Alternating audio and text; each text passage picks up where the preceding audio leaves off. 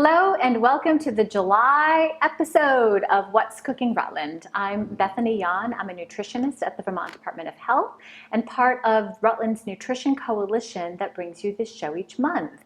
And while spring kind of sort of happened and the calendar has officially turned to summer, we're waiting for it to heat up, but at some point this summer it is going to get hot because that's what Vermont summers do.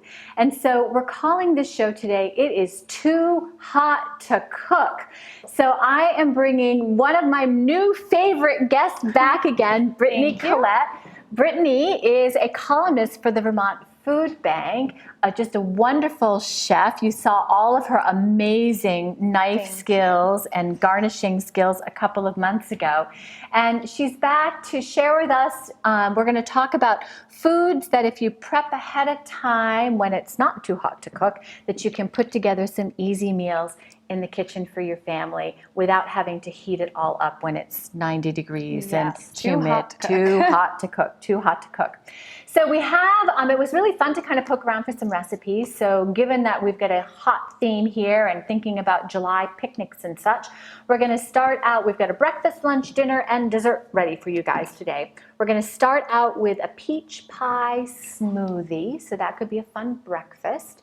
From that, we're going to roll into a very kid-friendly meal. I love the name, Rainbows and Butterflies. It's a pasta salad, so you'll find the butterflies and the rainbow there.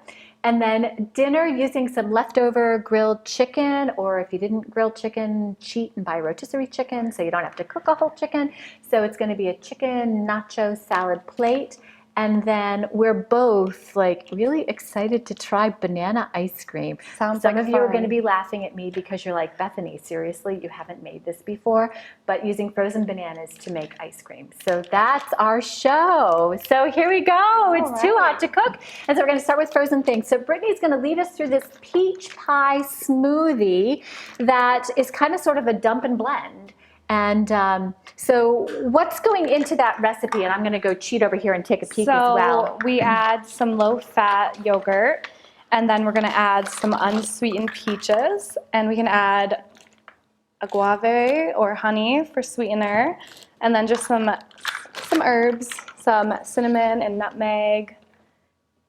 I think we even have some ginger to go in there, yeah. And the peaches, so, you know, peach season is just about, it's coming, it's close. So we don't have quite yet peaches that, you know, the peaches you always are dreaming about, but we're starting to get some. And so if you have lots of peaches, freezing them becomes a nice way to have them ready to go for this smoothie or crisp or crumbles. And so as Brittany's kind of moving them over, I don't know if we can see that with these peaches, I peeled them first and then cut them into chunks, and they went onto a cookie sheet lined with wax paper and in the freezer for about 2 hours. And then I was able to then kind of shake them off of the wax paper into a bag or a container to put them back into the freezer. So yeah, it just was super easy, and now they're really ready to go with this really lovely dump and stir. So you've got the yogurt in there, some peaches.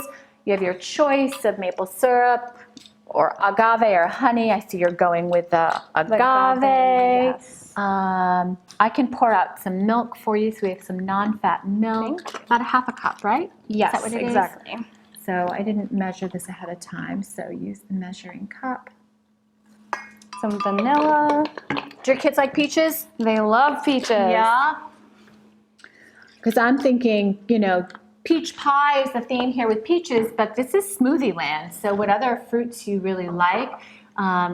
When I pulled those peaches out of my freezer, I still have blueberries in my freezer from last year because I picked 20 some odd pounds of them. And that would be a fun thing to add and would have been good for 4th of July for, you know, red, white, and blue, having a little blue in there. But you can add any frozen fruit. It would be delicious. Any frozen fruit would be super awesome.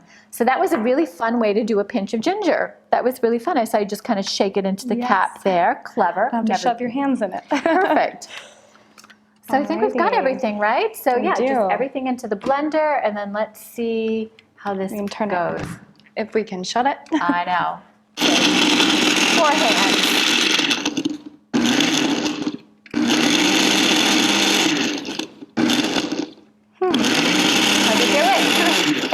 shutting off. Oh, yes, it does. It does a pulse mode there.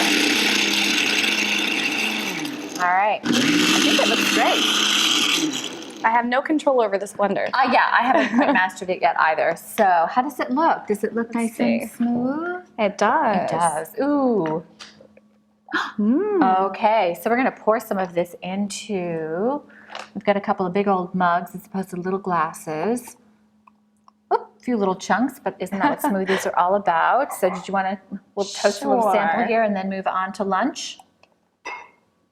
So it's breakfast time here at the PEG TV studio. So we're going to have a Clink breakfast peach pie smoothie. It's really good. It is. Ooh, the peaches are really yummy. I mean, when my nose hit that was like good. So fun. We'll come back to breakfast. On to lunch. Click clock, the day is going by. So rainbow and butterflies pasta salad. So if you haven't figured out where the butterflies are coming from, we are using farfalle pasta. Farfalle, and my Italian friends, I may not be pronouncing that correctly, but it is the Italian for butterflies. So this is a nice thing in terms of thinking about leftovers. So cook up the whole box of pasta. Use half of it for your actual meal. So 16 ounces. This is 8 ounces. This is the other half. So I tossed the pasta once it had came out of cooking water with a little bit of olive oil so it doesn't stick together. And it's just going to get dumped into a big old bowl. And the recipe calls for whole grain farfalle pasta or butterfly pasta. I find it really hard to find, and Brittany and I, we were chatting, you know, in this case, the name of the salad is rainbows and butterflies. Yes. So the pasta shape is really important. So you can find whole grain penne, rotini, elbows, but that's just not going to be the same. You're going to have to, you know, call it something different. But I know that I have found whole grain butterfly pasta in the past. You just have to look harder for it. But this is what becomes really fun for kids, I think, are all these really fun shapes. So the pasta just goes into a bowl, and then we're just going to add a bunch of rainbow-colored vegetables along the way. So Brittany is grating some carrots because it's going to just add a nice, you know, orangey color to what's happening. We also have some edamame that was cooked, cooled, and then it's ready to go. So this is, again, just going to add about 3/4 of a cup or so of edamame to the pasta. And then, yeah, things for my freezer. I still have corn from last season. This is, I think this is my last bag of corn. So I'm going to share it here with you guys. And we're going to put about a cup of corn in. It's not completely thawed, but it's close. And this great little cup holds 1 cup. And you can tell it's my frozen corn because there are still some pieces that are pretty chunky. So I'm just going to break these little chunky pieces apart. What are the colors of the rainbow? I know, quiz. We should have looked that up ahead of time. We've got orange, yellow, red is coming in bell pepper. Everything but blue. I know. We're kind of missing the blue and the indigo. I was thinking if, I don't know, red onion is almost purpley. How are your kids with red onion? My kids do not like onion in any shape. Oh, in any shape or form. So yeah, No. that's kind of sort of that a question mark in terms of adding that red onion to get those. Yeah, I would make a separate colors. dish for the kids. There you go. That was without the onion. Correct. I'm just going to get rid of some seeds.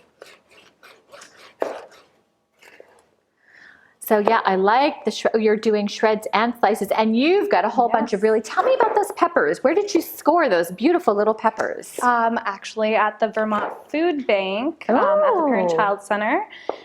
They have lots of fresh vegetables. Spinach, the spinach is also from them. And peppers, they have fresh corn, they get lots of delicious fresh vegetables. I forgot that the Parent-Child Center is doing that now. They do. That's great. And it's open to the community as well. Yeah. So yeah, those are beautiful.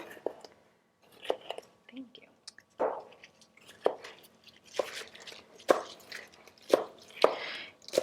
And so adding some additional green, really whatever vegetables work for you. I actually had one little zucchini in my fridge. Actually, here it is, my little zucchini that I was thinking about. Oh, we could cut and put that into the pasta salad. That's really the nice thing about pasta salads, just adding as many vegetables as you want. What's just kind of sort of fun here is kind of going with that rainbow theme, but it could be leprechaun pasta salad and be more green. Lots of different things. Those fun names sometimes make it interesting with kids.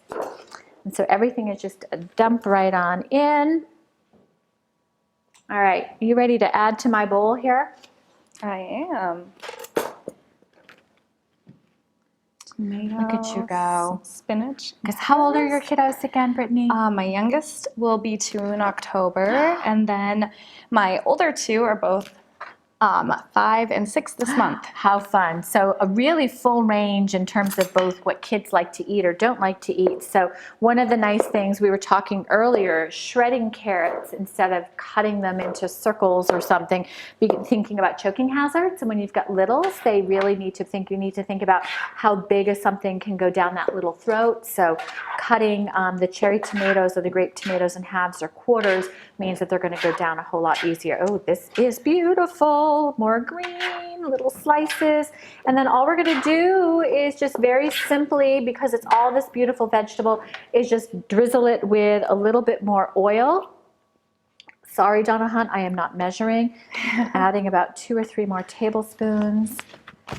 It's worth finding olive oil that's good olive oil because you don't use a lot and it tastes so good. They actually have, I have a garlic infused oil and a basil infused oil. Oh, basil infused, really beautiful. Very, very good. And then if your family is a cheese family, you can then add a little Parmesan or Romano cheese, grated, shredded, whatever really is going to work. Doesn't need a lot, about 1/3 cup to toss in, and it's just going to really add just a nice pungent flavor to all of these yummy things that are in here. And like that, we have lunch. It smells good too. Doesn't it? Yeah, the cheese smells really, really good. And all fresh raw vegetables. Yeah, and so many of them really local vegetables as well, you know? Yes. So those peppers and the zucchini.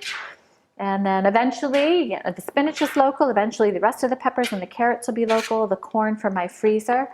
You can even add herbs from your own garden. You could, right. Thank you for saying that. So Brittany brought in some beautiful herbs, and we're going to use these to garnish afterwards. Yes, so, because what's in this beautiful jar that smells there's some amazing? Basil, parsley, thyme, cilantro. Yeah, gorgeous. So we're going to use herbs. these for garnishes afterwards because it's just gorgeous. So we're going to toss some of this. I'm going to just use these big scoops and toss some of this pasta salad into a couple of bowls. And then we'll be garnishing these afterwards so you'll be able to see what they look like. Very pretty. They look really, really fun. And again, bow ties or, bow tie pasta, but in this case, because we're talking about kiddos, we're calling it butterfly pasta, which I just love. I feel like you could put small slices of some fruit in there and make it a little sweet for the kiddos. You could, add some grapes, and then we get to our purple. Perfect. Red grapes, there we'll kind of get to that purpley color to get the full spectrum of the rainbow. It's going to happen. So we're going to put that aside, and now we're going to move on to dinner. So I'm just going to slide a couple of things over, and we've got this chicken nacho salad. And so it's going to have tortilla chips. I just need to grab leftover chicken. So again, too hot to cook, so you may be outside grilling already, which is not going to heat up your kitchen. But if you don't even want to heat up and stand over a hot grill when it's really hot outside, then cook heavy when you do grill so that you have plenty of leftovers. Thankfully, we were chuckling. My husband didn't eat these for lunch yesterday because that's always the problem in my house. If it's not labeled, then anything is fair game at lunchtime.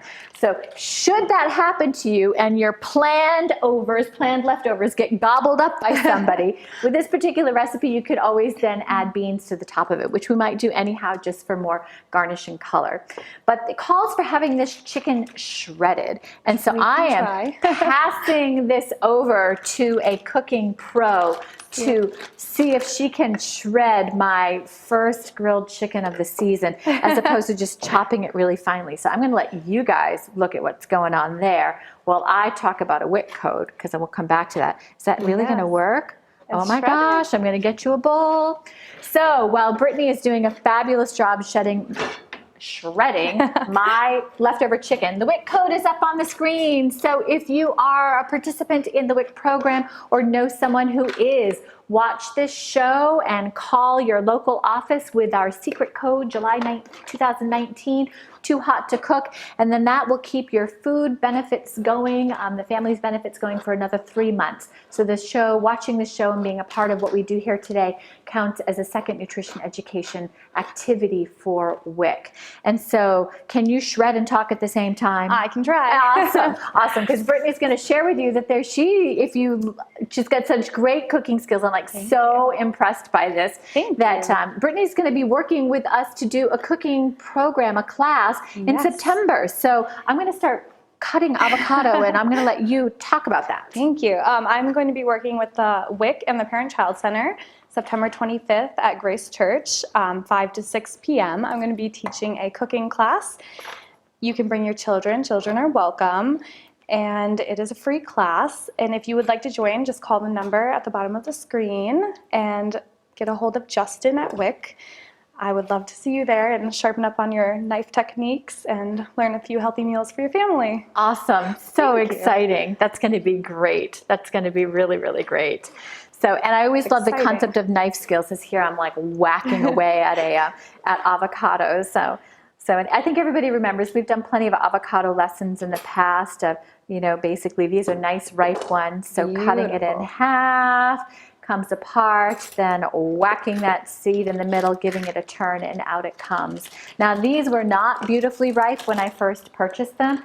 So everybody remembers the trick, I hope. I hope you're saying this at home as you're listening. Of course we know, Bethany, a banana in a bag. So a brown paper bag, banana, add those avocados overnight, and they're ready to go. Overnight? So, yeah, overnight, maybe 2 days if they're really little rocks, but otherwise overnight and they're ready to go. So this recipe wants some sliced avocado, so I'm just gonna peel it and, oh gosh. Yeah, look at how perfect these are. This was 2 nights in a brown paper bag with a banana, and they're just peeling so beautifully, no mush, just coming apart, and they're gonna slice up so nicely. They're not brown at all. They look beautiful. I know, don't they look great? Gotta love that trick. My food scientist friends can tell you all about it. If only we could grow those in my yard. I know, wouldn't that be fun? Wouldn't that be fun? Wouldn't that be fun? So once I finish peeling this one, as I speak too soon, as I'm getting avocado-y fingers now. There we go, those are ready to go. I'm gonna rinse a little avocado off my hands. The original recipe for this taco salad, nacho salad, called for iceberg lettuce, and sorry guys, I can't bring myself to do iceberg lettuce. I know it has nice water and crunch, but just not a whole lot of other great nutritional value going. So we've got a nice mixture. We've got a little bit of spinach left there, and then just a bag of mixed greens that came from the farmer's market. So if you're working on a big platter, the recipe says 6 cups, but I think it really is just a matter of, pulling apart, tearing the mixed greens until this platter is covered, and, choose the size of what you're doing based on how many people you're actually feeding. Oh, I am so excited that chicken looks pretty good. That came out really well. Smells good too. And then once I get some greens on this, then we're going to start working on first a little dressing, and then it's just a matter of topping things, throwing things on top and arranging it, which Brittany does things far prettier than I, so I think I'm going to let you do the fancy arranging. I can't go wrong, I think, with just dumping greens on a platter. I don't think that there's any artistic value required for this part, but I know that you really know how to make food look beautiful. And we eat with all of our senses, and how things look, it becomes the first key piece, and that becomes really important, I think, even with kiddos and families, right? It's my favorite, making it beautiful. Making it beautiful, fun, and so if you've got picky eaters, that just sometimes makes it all the more interesting. So I've got greens here, And I'm going to toss this bowl aside. Would you want me to add some of the red onion? That's up to you, because otherwise it really is, the greens are here on this bed, and then the chicken is going to get scattered. I haven't sliced the avocado. That's going to get put on top. I think it's plenty. And I was thinking even some halved or quartered cherry tomatoes might be fun for more color. I'm going to start working on the dressing. So I'm going to pass that over to you. Thank you. And I am going to, the dressing, actually, I cheated. So true confessions here. Do you make your own pico de gallo? I have not ever made it. Oh gosh, and I did a bad thing. I didn't open this ahead of time. Yikes. My family doesn't like spicy very much. There we go. So I have a mild pico de gallo sauce here that I'm just going to take about 1/2 of a cup of, and then mix it with a little bit of olive oil and process it through a little mini processor, and just to kind of get it smooth, because the nice thing about a pico is that it's very chunky. So you could also use a chunky salsa, and the key here is that it's chunky. Is it coming out? It's trying to come out. Come on, so chunky it doesn't want to pour out of the jar. And that's what makes it interesting and different. So got a generous 1/2 of a cup, and I'm just going to toss this inside this little mini food processor with a few teaspoons of olive oil. And I'm just going to poke it down and process this until it's smooth.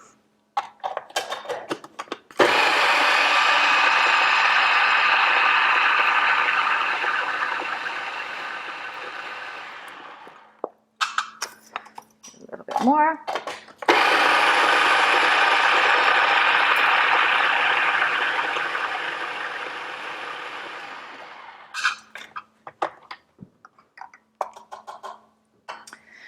So you can see, I'm just going to grab this. Oh, look at this. This is gorgeous. Holy cow. Really stunning.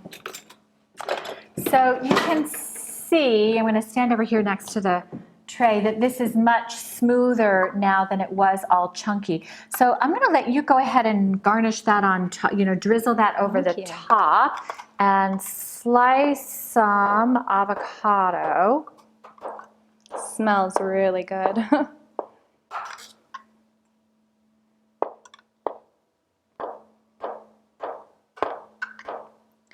And then if you wanted to add more chunky on top for just more texture in terms of what's going on the top of that, you could, or just leave as is.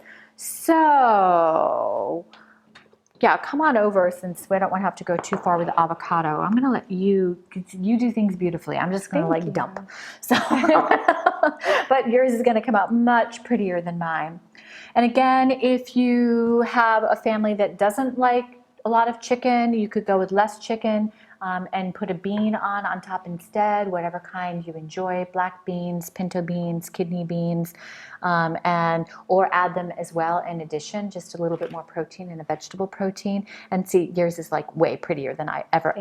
I feel like Did I say ever? A little bit of lime on this. Yes, lime would be beautiful to sprinkle on top. And then it can, if you want to, sprinkle on top with, these are a multi-grain tortilla chip or some sort of whole grain tortilla chip. And of course, we've talked about making our own tortilla chips in the past, but since it's too hot to cook, we weren't going to fire up the oven to make our own tortilla chips. But if you did ahead of time, that would also work. So these can either just go on top, kind of scatter around, and then on a bowl to have along with. So we have this great taco salad, and we can add more to that, but I'm looking at the clock, and we're going to have just enough time to get to dessert. I am so excited. I'm so excited. So I'm going to toss this over in front as well. And you actually have some cilantro in here, so we're going to do some pretty garnishing afterwards. So, banana ice cream. Oh my gosh, so excited about this. I've never done it, and so many people have told me all about this. And this is another one that's just kind of sort of a dump and stir, or a dump and blend. Right? Yes. Where does it say? You got it there. Seems pretty simple. It does seem pretty simple. Surprised that we haven't done it before. I know. You would think that I had done this before. before. So it's the same thing. I froze bananas and strawberries the same way that I talked about the peaches. So just cut these bananas into big chunks. My bananas are here in this hand. And on wax paper for about 2 hours in the freezer. Ditto with the strawberries. And it's strawberry season right now. It's a little late, so that's happening. So you could freeze these strawberries as well. And so it says into a food processor. Actually, the strawberries first, and whatever fruit really you can do. So it says to just so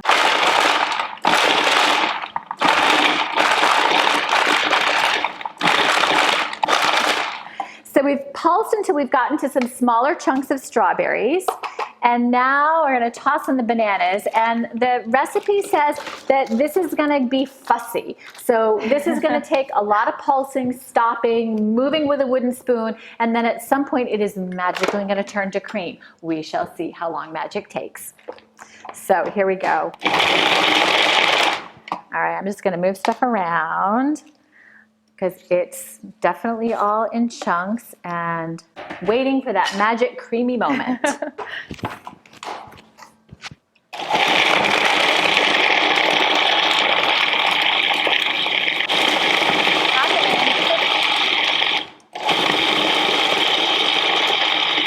Oh, it's getting there. It's starting to get, okay, it's really blend. I think it's kind of feels like when you're creaming butter and flour in recipes that you kind of sort of get to this little beady section and then all of a sudden it's going to happen. Woo, let's see. Exciting. I know.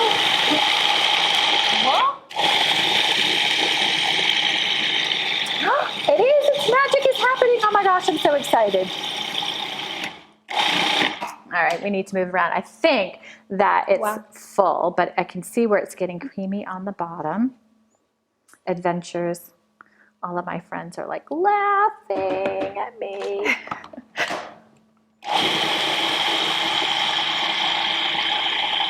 I must wonder if I've got too much in here. It's getting there. And the recipe, you could actually add peanut butter or almond butter to this, which will probably increase the creamy factor faster, but decided to go with a non-nut thing here.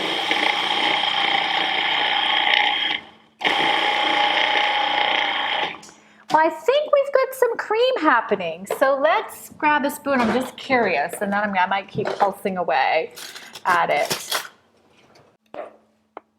Ready? I'm just going to toss it around one more time because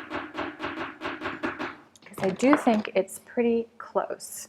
I think as it starts to melt too, it will help. Yeah. I think we got there.